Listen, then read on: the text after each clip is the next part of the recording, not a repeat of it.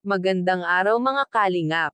May panibagong na scout at tutulungan ang Team Kalingap. Ito ay ang batang si Angel na nakatira na lang sa lumang tindahan. Pero bago po yan, kung bago lang po kayo dito sa channel ko po palike ang subscribe my channel. Pakisuportahan rin po natin ang ama ng Kalingap na si Val Santos Matubang at Kalingap Rob Matubang pati na rin ang mga viewers at reactioners. Maraming salamat po. Kaya hanggang dito na lang po at maraming salamat po.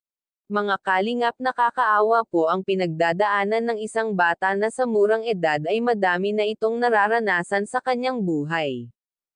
Iniwan daw siya ito ng kanyang nanay sa kanyang tatay at sinabihan daw ito si Angel na babalikan siya hanggang sa tuluyan na siyang iniwan at hindi na talaga ito binalikan.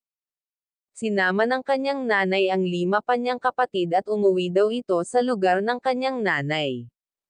Kaya bigla na lang ito napahagulgol si Angel habang kinakausap ito ni Kuya Rob dahil namimiss niya ang kanyang mga kapatid at tanging nag-iisa lang siya ito nakatira sa lumang tindahan na hindi ito sa kanila kundi may mabuting tao na pinayagan lamang siya na tumira dito dahil ang bahay nila sa bundok ay nasira na ito kaya nakikitira na lamang sila. Ang kanyang tatay ay bihira lamang ito umuuwi ng bahay dahil nasa bundok ito nag-uuling. Kaya madalas ito walang kasama si Angel, kaya ang tanging hiling lamang niya ay makita lahat ang kanyang mga kapatid at makatapos ito ng pag-aaral.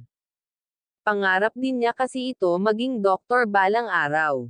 Masayahing bata ito si Angel, binigyan ito ni Kuya Rob ng pera para may pambili ito sa pang-araw-araw na pangangailangan. Tinanong ito ni Kuya Rob kung ano ang kanyang gagawin sa pera na binigay ito sa kanya ni Kuya Rob. Pambili daw niya ito ng gamit sa school dahil kulang pa ito sa kagamitan.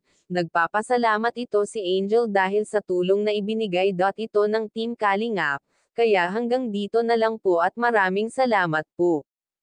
Thank you for watching and God bless you as all.